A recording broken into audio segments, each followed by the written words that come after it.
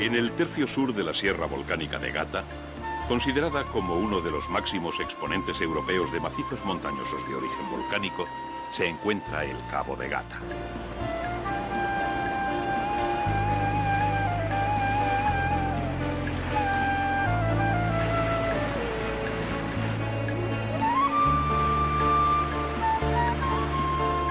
Esta costa, de dunas fósiles y mares cristalinos, de donde partiera la Armada Española en su lucha contra los turcos, es un lugar de interés tanto histórico como natural.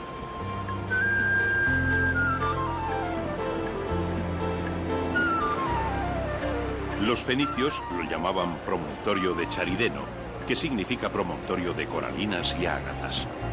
Los árabes tradujeron el nombre por Gapta, y del nombre árabe derivó el actual Cabo de Gata.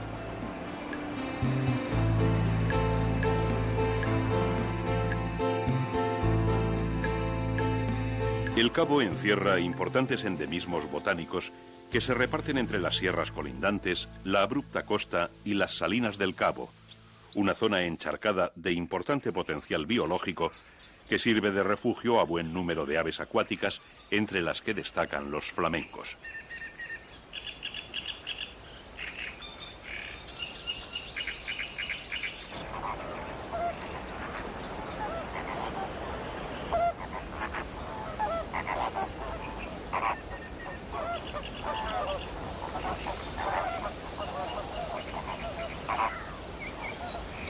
Entre las salinas y el mar, separando los ecosistemas, se extiende una franja de dunas sobre la que crecen tarajes y distintas especies de vegetación palustre. Las dunas del Cabo de Gata son la puerta de un desierto que se extiende hacia el interior a escasa distancia de allí. Un paisaje que iba a ser el punto de partida de esta 10ª ruta alternativa.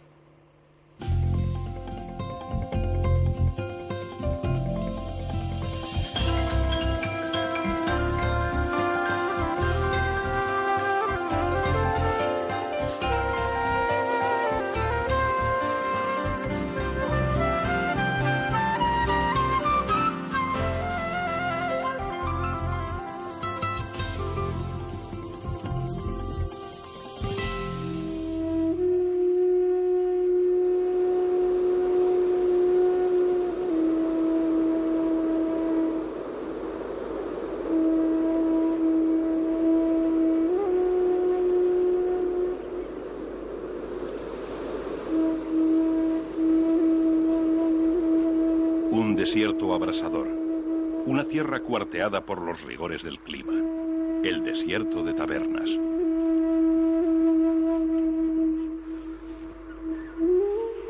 Las margas y areniscas, excavadas por las escasísimas pero torrenciales lluvias, han labrado el terreno en cárcavas, barrancos y ramblas.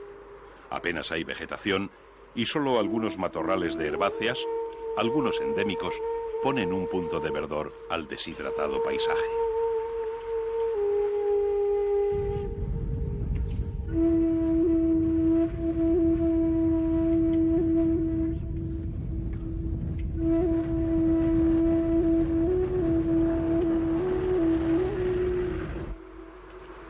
Pero incluso este tórrido desierto esconde sorpresas al viajero. En mitad de un paisaje más propio de América o África, aparecen edificaciones que recuerdan a los lejanos tiempos de la conquista del oeste. Porque Tabernas ha sido escenario de los rodajes de gran número de películas, desde los ligeros spaghetti western hasta las magníficas Patton y Lawrence de Arabia.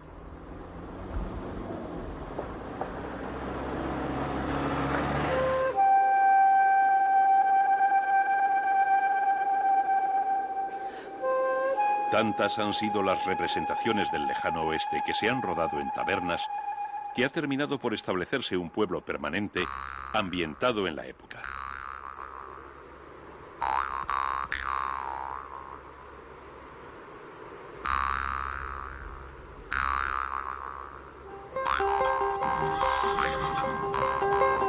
Banco, oficina del sheriff, salón, En el pueblo no falta un solo detalle.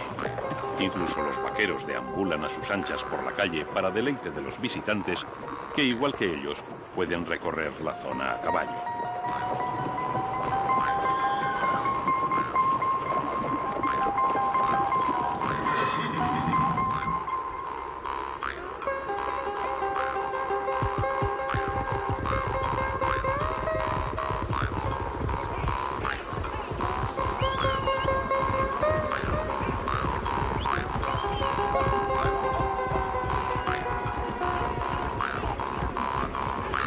Para el público asistente, la visita se completa con la representación en vivo de una historia al viejo estilo del oeste.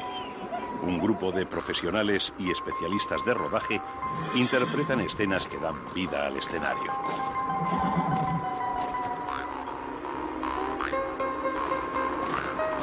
No falta ningún ingrediente.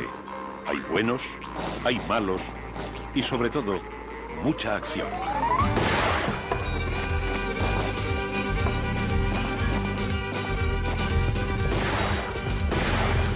You will come to Colorado, that you will sing along with me. Never you will go to El Dorado. I hope that you will find good things to see. Singing home, how I miss you. Hope that you will sing along with me. Singing home, how I'd like to see you. Hope that you will find good things to see. El Dorado.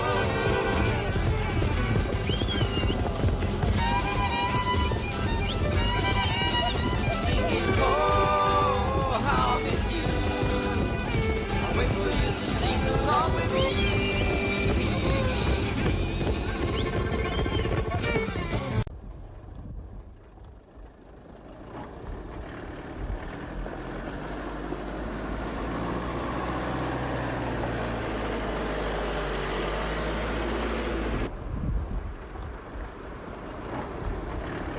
El desierto de Tabernas es un inhóspito lugar donde la vida es escasa y los animales y plantas resultan poco llamativos.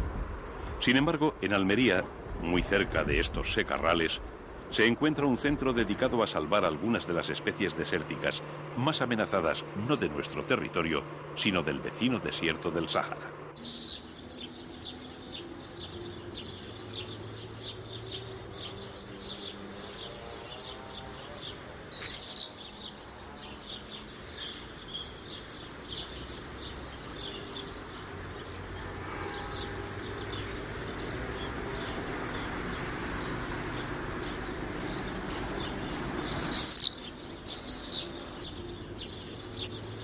En el Parque de Rescate de la Fauna Sahariana se mantienen 3 especies de gacelas y una de arru norteafricano, que están cada una de ellas incluida en alguna de las categorías de amenaza, de extinción. Las actividades del parque comenzaron en 1971, impulsadas por el profesor José Antonio Valverde y por Antonio Cano, que consiguieron los últimos ejemplares de una de las especies más amenazadas de extinción, el antílope mojor o gacela dama mojor. Esta especie, que se había extinguido en el Sáhara Occidental a finales de los años 60, mantenía un estatus muy pequeño por una persona particular que tenía un grupo en cautividad. Posteriormente se incorporaron otras especies, la gacela dorcas, que había sido muy abundante en todos los territorios del Sáhara, pero cuyo número se redujo drásticamente hasta el punto de que en 1975 en la antigua colonia española habían desaparecido en libertad. La gacela de Cuvier, que es una gacela de montaña africana, la única gacela de montaña africana que se había dado por desaparecida varios años antes, afortunadamente no era así, se consiguieron 3 ejemplares que se incorporaron a este parque y posteriormente se han localizado algunos pequeños grupos en estado libre. Y finalmente el arruy, la subespecie sahariana del arruy, de la que parece casi sin lugar a dudas que los únicos ejemplares vivos que quedan son los que están en el Parque de Almería. Gracias al Parque de Rescate de la Fauna Sahariana, las 4 especies que alberga tienen asegurada su continuidad genética y ya se han iniciado proyectos de reintroducción en sus países de origen. Almería se convierte así en un importante foco para la salvaguarda de la variabilidad genética de los territorios desérticos del Sáhara.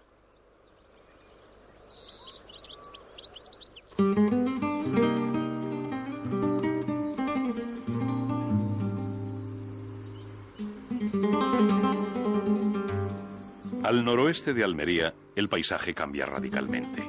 Los olivos se hacen dueños del paisaje conforme uno se adentra en la provincia de Jaén, tierra de olivareros.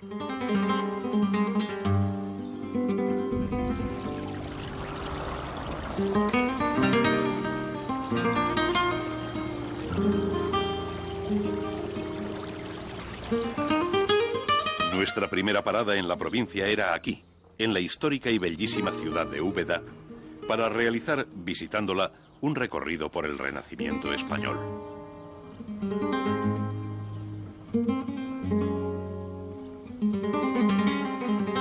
Dice la leyenda que la ciudad fue fundada por Idubeda, nieto de Túbal, y a su vez nieto de Noé y primer poblador de España. Su origen, aunque menos romántico, se debe probablemente a poblamientos visigóticos que dieron paso a asentamientos árabes. Fueron estos los que denominaron a la ciudad como Edbete, Obda y finalmente Ubazza, de donde viene el nombre de Úbeda.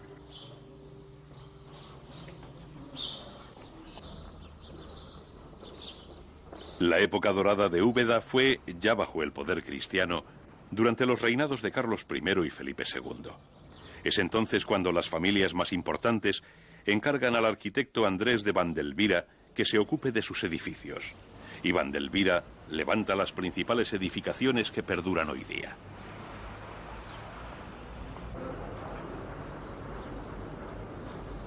En la plaza de Vázquez de Molina, también llamada de Santa María, asoman los más representativos edificios de esta época. Uno de los pocos que no pertenece a Vandelvira, pero que asoma también a esta plaza, es el Parador de Turismo Condestable Dávalos, lugar en el que nos alojamos durante nuestra estancia en la ciudad.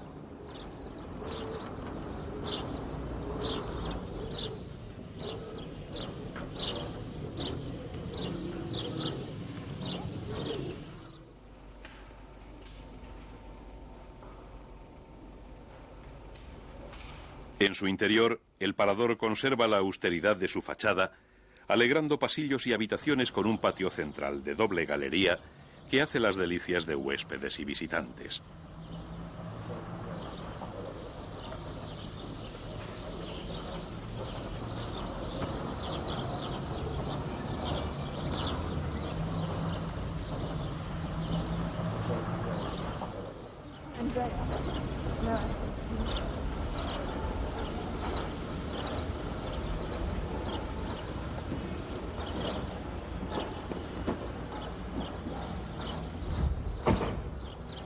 Junto al parador, en la plaza de Vázquez de Molina, se levanta también la Sacra Capilla de El Salvador.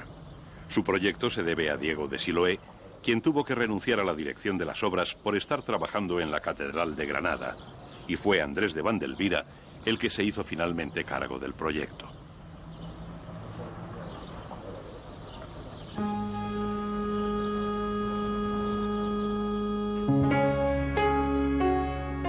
El monumento formaba parte del ambicioso proyecto de Francisco de los Cobos, mecenas del edificio, quien deseaba una capilla privada para albergar su tumba y la de sus sucesores, una universidad y un convento.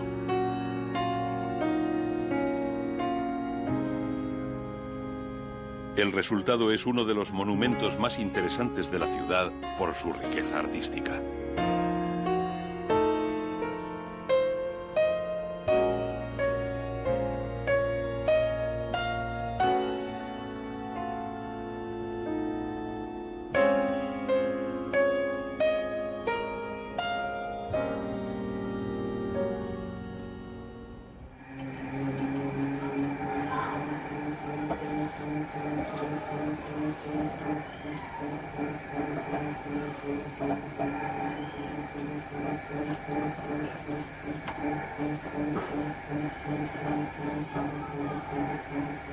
El arte en Úbeda no es patrimonio de tiempos pasados. En la actualidad, la cerámica de la ciudad sigue siendo de extraordinaria calidad y belleza.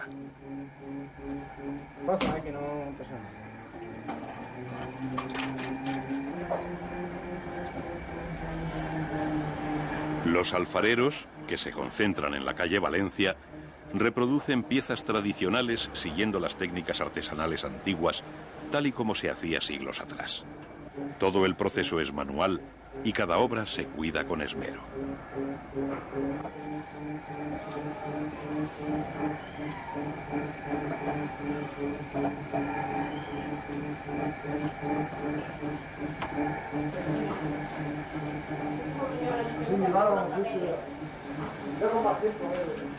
Al modelado le siguen, según la pieza, distintos procesos que terminan con las diferentes decoraciones, aunque la obra no estará acabada hasta que después del horneado se le den los retoques de pintura y barniz deseados.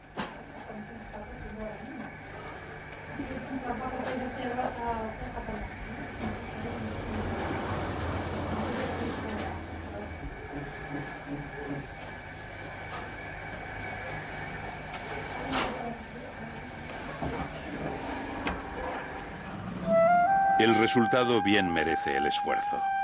Las jarras de tipo zurbarán, las jarrillas para aceite y vinagre, los platos, los porrones de aguardiente y los lebrillos decorados con el gallo, marca y sello de la cerámica local, dan idea de la variedad y versatilidad del arte tradicional de los alfareros ubetenses.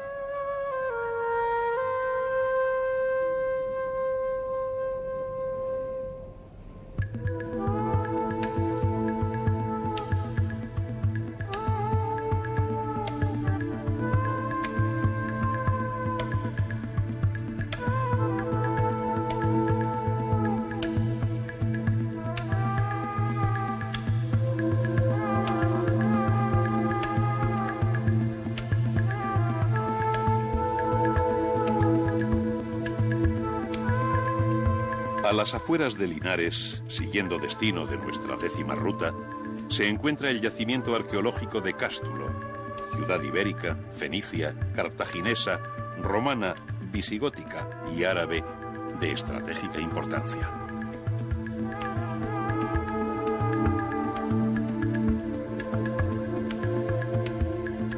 Las excavaciones de Cástulo son de tal importancia que el Museo Arqueológico de Linares está dedicado de forma monográfica a los hallazgos encontrados entre sus ruinas.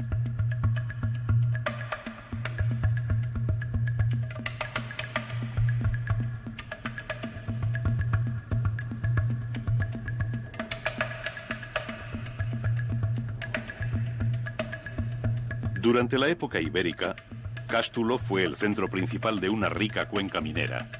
Llegó a ser una de las mayores poblaciones de la Hispania prerromana y financió las campañas militares de Aníbal, y con los visigodos fue sede episcopal. De todas estas épocas, Cástulo nos ha legado indicios y recuerdos llenos de información para los arqueólogos e historiadores. El yacimiento presenta construcciones romanas y necrópolis ibéricas con túmulos de grandes dimensiones. Allí se han encontrado sellos de plomo, capiteles, lápidas, estatuas y ornamentos, tallas, monedas e incluso finos recipientes de vidrio milagrosamente conservados.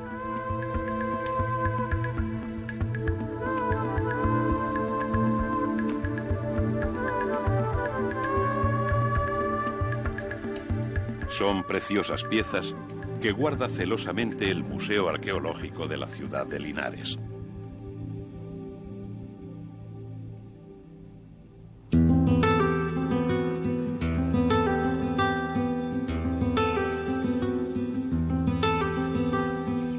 Nuestra última parada en esta provincia andaluza era en su capital. La ciudad de Jaén, poblada desde el origen de la historia, tiene una situación estratégica que la convirtió en encrucijada de razas y culturas. Por algo los árabes la llamaron Jehén, que significa lugar de paso de caravanas.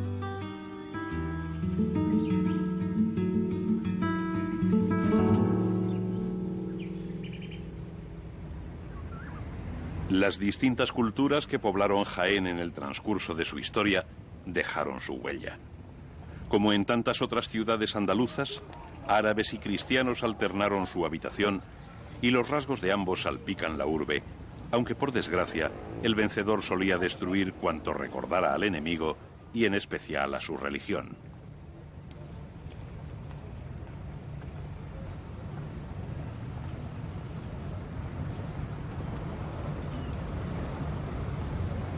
Numerosas plazas, iglesias y monasterios hacen de Jaén una ciudad repleta de monumentos. Pero entre todas las edificaciones hay una que destaca sobresaliendo llamativamente: la catedral.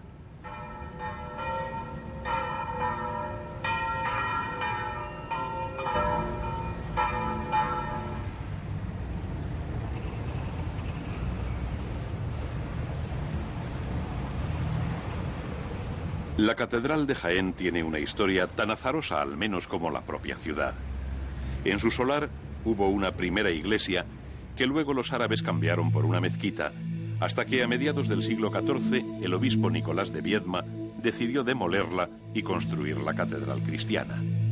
Pero cuando estaba a mitad de su construcción, parte de la misma se hundió y una junta de canteros estimó que había de derribarse todo y volver a empezar las obras. El resultado final mereció la pena.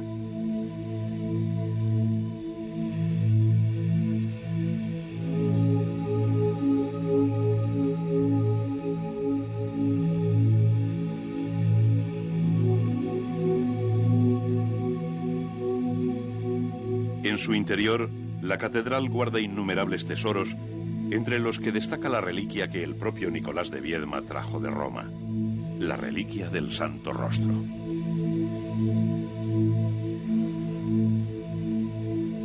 La reliquia cuenta con profunda devoción popular. Según una antigua tradición, es uno de los pliegues del lienzo con que Santa Marcela, la popular Verónica, enjugó el rostro de Cristo cuando camino del Calvario cayó vencido por el peso de la cruz.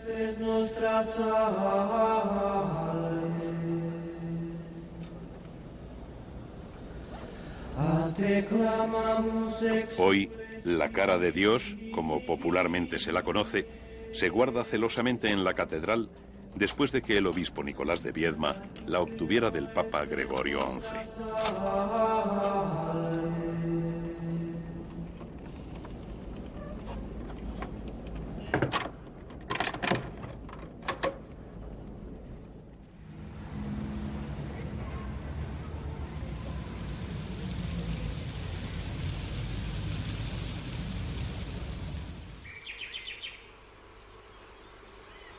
La ciudad de Jaén está dominada por un castillo construido por el rey nazarita Al-Hamar y reconstruido por Fernando III.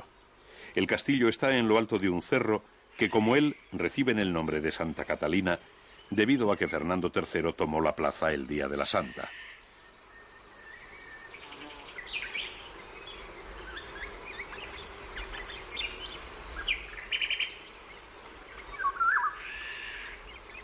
El castillo y gran parte de las murallas que desde el cerro descienden rodeando la ciudad se conservan desde sus orígenes.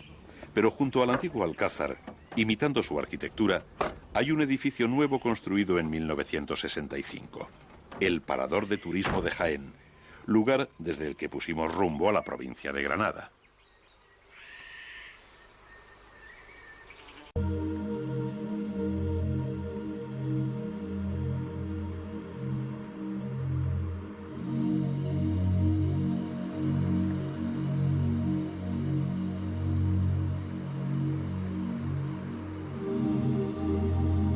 Sierra Nevada, en pleno corazón de Granada, un conjunto montañoso que forma el macizo más alto de Europa Occidental.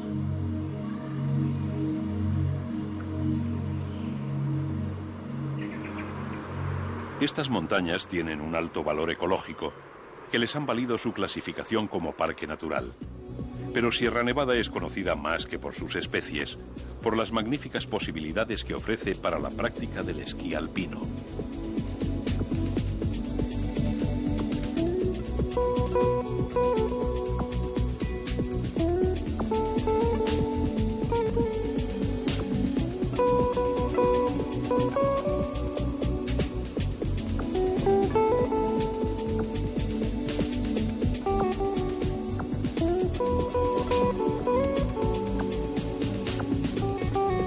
Estación Internacional de Esquí de Sierra Nevada, a 2100 metros de altitud, es el destino de miles de esquiadores que llegan aquí todos los años a disfrutar del sol y de la nieve.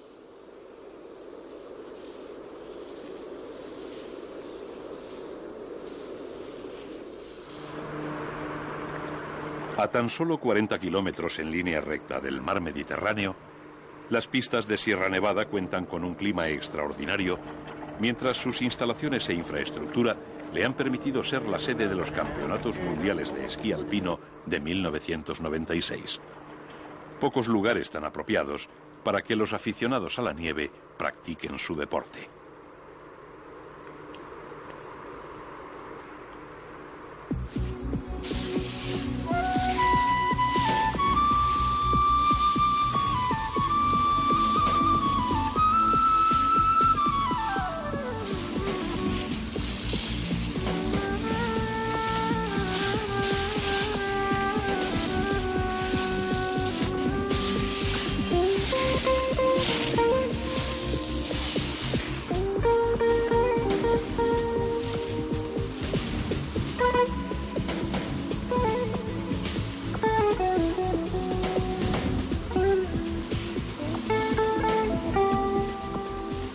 Sombra de Sierra Nevada, disfrutando de sus cimas nevadas, se encuentra la ciudad de Granada. Bajo la dominación almorávide y almohade, Granada creció y se embelleció, llegando a ser capital de la España musulmana al ser conquistada Córdoba. Fue en este periodo cuando la refinada sensibilidad árabe creó la Alhambra, un monumento mundialmente conocido en una ciudad maravillosa. Como diría el eminente arabista García Gómez, la Alhambra es no solo el más bello, sino el mejor conservado y más antiguo de todos los viejos palacios árabes que quedan en el mundo, situado en el entorno más hermoso de cuantos produjo el arte árabe en todos los tiempos y países.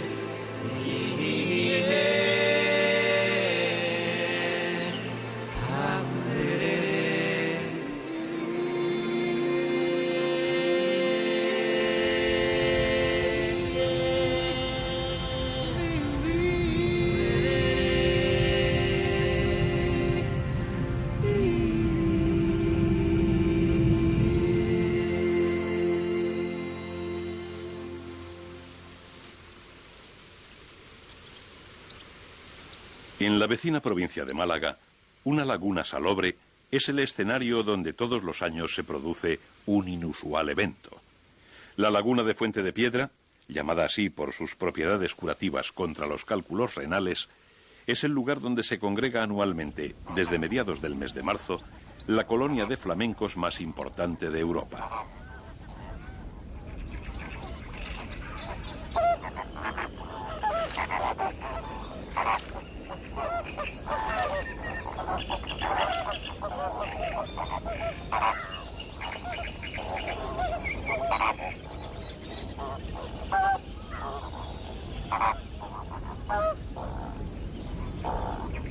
Más de 12.000 parejas llegan aquí a criar, abandonando la laguna en septiembre tras el nacimiento de los pollos, cuando regresan a sus cuarteles de invierno en África.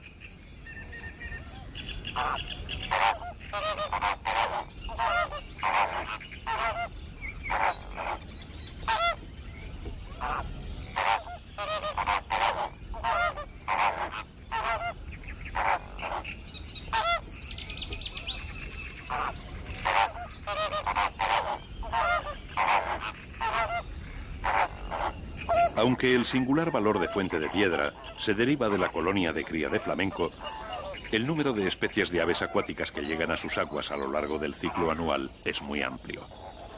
Hasta la laguna llegan, por ejemplo, la gaviota picofina y la pagaza piconegra, que nidifican aquí, y anátidas como el tarro blanco, el pato colorado, o esta, la malvasía, que en el mes de marzo comienza su cortejo, luciendo entonces los machos un color azulado en su rechoncho e irregular pico.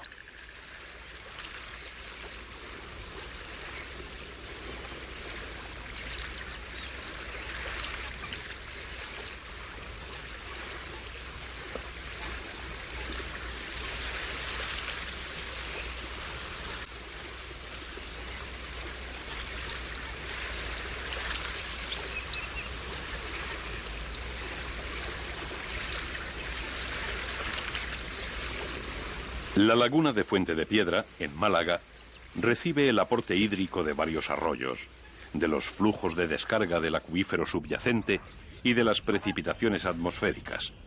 Pero es frecuente que en la época seca sea necesario bombear de otros caudales el agua necesaria para que los flamencos puedan sacar adelante su pollada anual.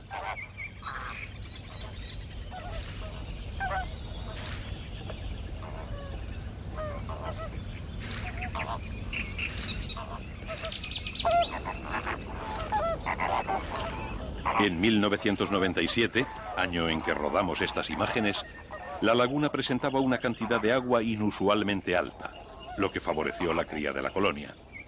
Millares de pollos, diferenciables por su desgarbado aspecto y color gris, llenaron los márgenes del agua en una imagen reconfortante. Los pollos de flamenco solo permanecen 4 o 5 días en el nido. A partir de entonces, se unen a los otros recién nacidos, formando una especie de guardería infantil que es vigilada por unos cuantos adultos.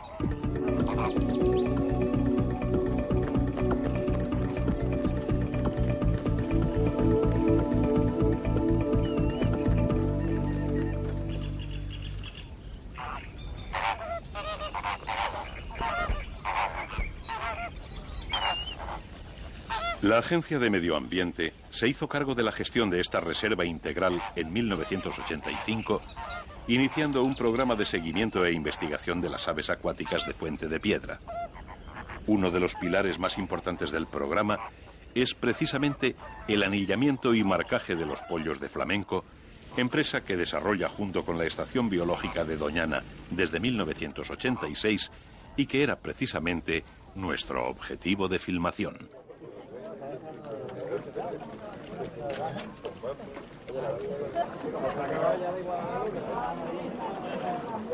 Filas de embarrados voluntarios vuelven agotados pero alegres de las proximidades de la colonia de cría. El anillamiento ha sido un éxito y se disfruta ahora de la consecución de una operación perfectamente planificada que comenzó, como todos los años, a primera hora de la mañana.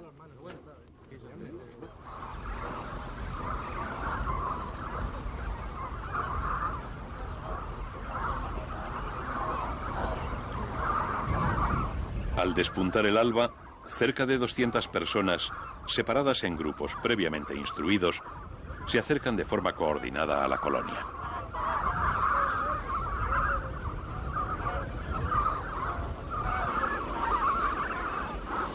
Poco a poco se lleva al grueso de los pollos y los adultos que los vigilan hacia un capturadero próximo, de forma que los jóvenes flamencos no tengan que realizar grandes desplazamientos.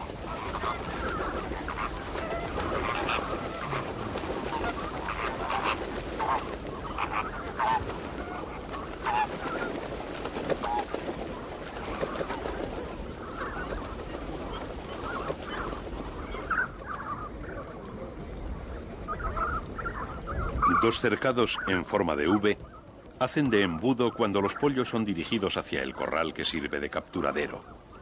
La operación de anillamiento se planifica alrededor de 70 días después de los primeros nacimientos para que los pollos no sean ni demasiado pequeños como para sufrir con el proceso, ni demasiado crecidos como para que ya puedan volar.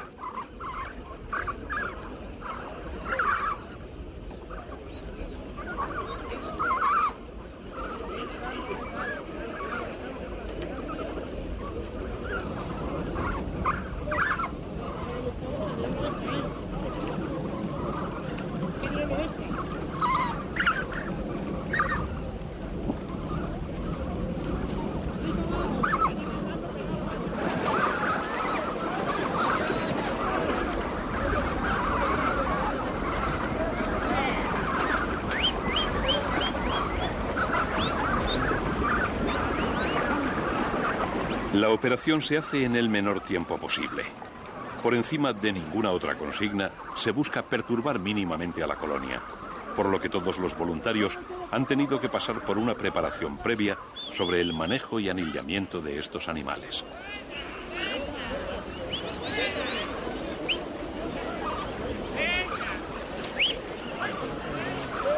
El embudo, en forma de V, conduce a un corral principal de 1,35 metros de altura y 16 metros de diámetro, al que están adosados 6 corrales secundarios que se utilizarán para el marcaje.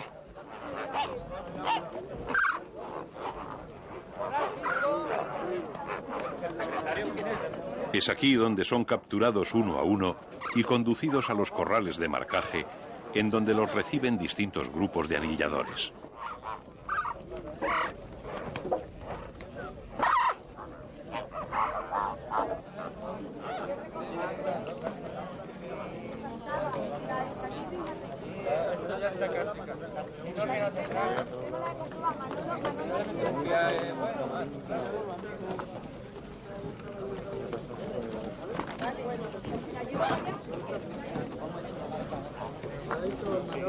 No sé, esto tan grande como no se ve hablando.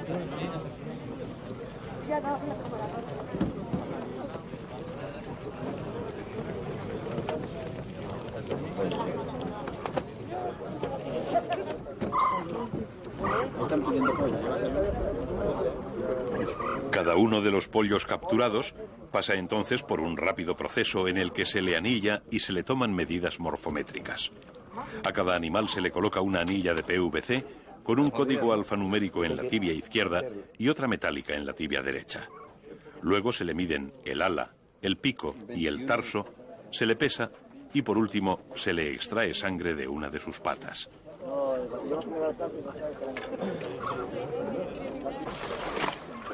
DXR. Sin anillar no fregáis pollo. Vale. El proceso es el siguiente. Se apunta el código de la anilla de PVC. Estos datos permiten a los científicos adquirir los conocimientos necesarios para vigilar y cuidar la población de esta especie y garantizar de esta forma su futuro. Gonzalo, Una vez que se termina con el pollo, un portador se lo lleva para proceder a la suelta. ¿Qué es lo que? Y por último, una vez acabado el marcaje del número de individuos requerido por el modelo matemático que rige el programa de seguimiento, los pollos son devueltos a la laguna sin haber sufrido más que un pequeño susto.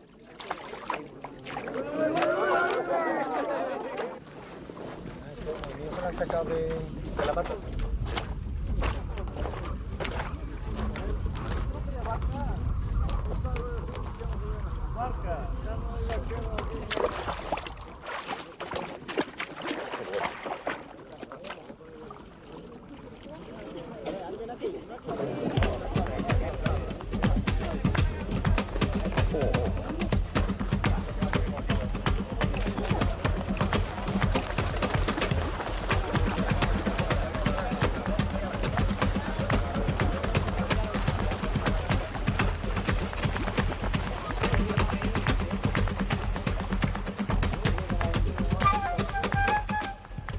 Los últimos objetivos de nuestra 10ª ruta alternativa se encontraban del otro lado del mar.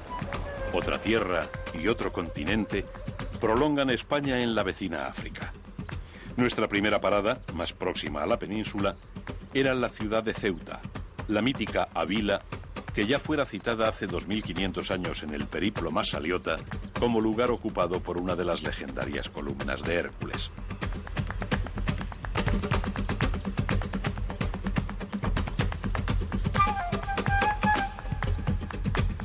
Ceuta fue visitada por fenicios y visigodos, repoblada por andalusíes del Califato de Córdoba, conquistada por los portugueses y finalmente pasó a la corona española. Es comprensible, pues, que entre sus edificios más antiguos se encuentren fortificaciones y murallas defensivas que hablan de su turbulenta historia.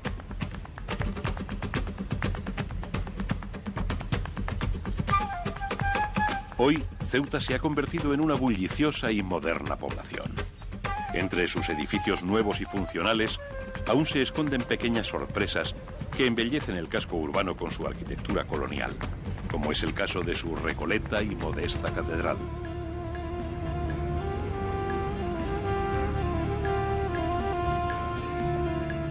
Al igual que en su periferia, el interior de la ciudad está salpicado de recuerdos de su belicosa historia.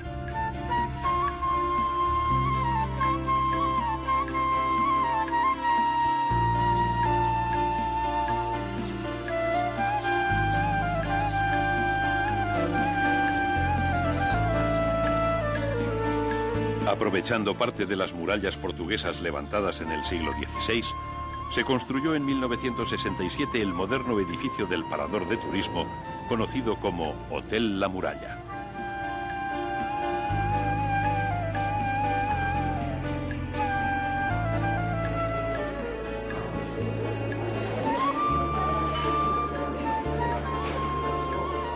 En su confortable interior pudimos no solo encontrar descanso, sino también conocer y degustar la cocina ceutí, tan adornada con las especias de su país vecino.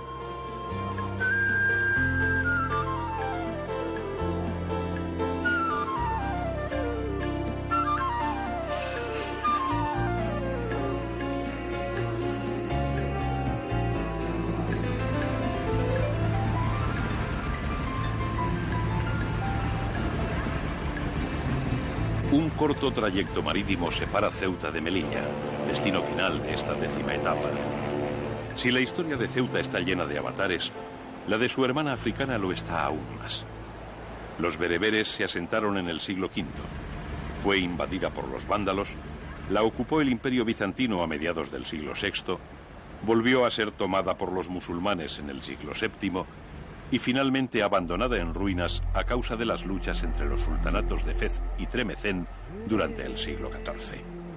En 1497, cuando el duque de Medina Sidonia consigue su propósito de tomar Melilla para España, se inicia una fructífera etapa para la ciudad que ha seguido española hasta nuestros días. Melilla se compone de dos ciudades bien definidas. Una es una ciudad moderna que se extiende por el llano de la bahía y las colinas, mientras la segunda, conocida como Melilla la Vieja, o pueblo, es una preciosa reminiscencia de tiempos pasados.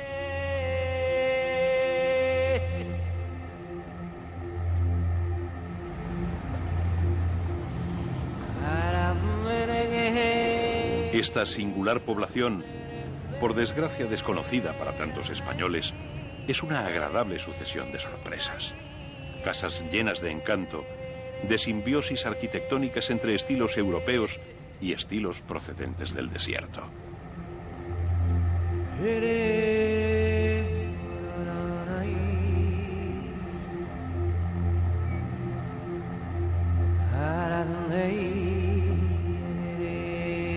Melilla se ha enriquecido a lo largo de su historia con la interacción de 4 religiones y 4 culturas diferentes.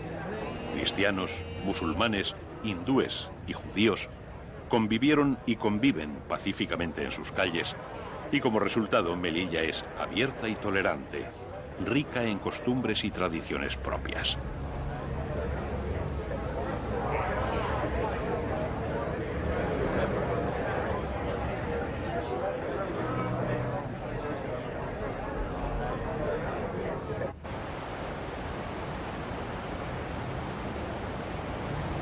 La ciudad, que fue colonia comercial fenicia y puerto estratégico en las guerras entre cartagineses y romanos, nos iba a decir adiós desde su moderno puerto deportivo mientras embarcábamos en un viaje por aguas del Mediterráneo.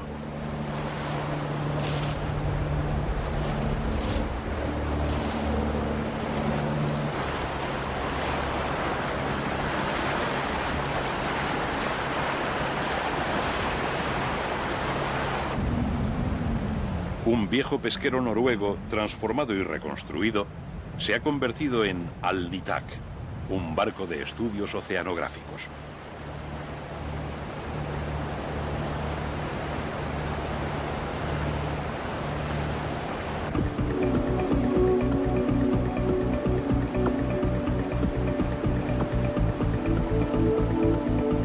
Los miembros de Alnitak han centrado sus estudios en aguas mediterráneas para conocer y preservar este precioso pero delicado ecosistema marino. El proyecto Alnitak nació en 1989, cuando Ana y yo, que hasta entonces habíamos estado navegando en los barcos de Greenpeace, decidimos restaurar este viejo velero, el Toftebag, que hasta entonces se había dedicado a la pesca del arenque por el Atlántico Norte. Decidimos restaurarlo para dedicarlo a la conservación del mar Mediterráneo. Los objetivos de Alnitak son principalmente la elaboración de estudios científicos relacionados con la conservación del Mediterráneo y en especial de algunas especies de mamíferos marinos o tortugas marinas, y también la creación de programas de educación medioambiental, vídeos, documentales, programas para colegios y también programas de formación para universitarios.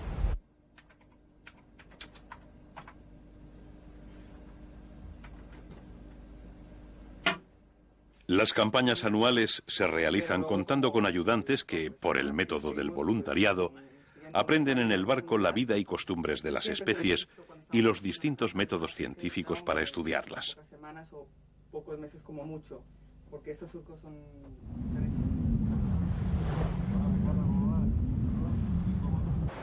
Es una forma de aprender, colaborar en los estudios biológicos y conocer algunas de las especies más fascinantes de la fauna española.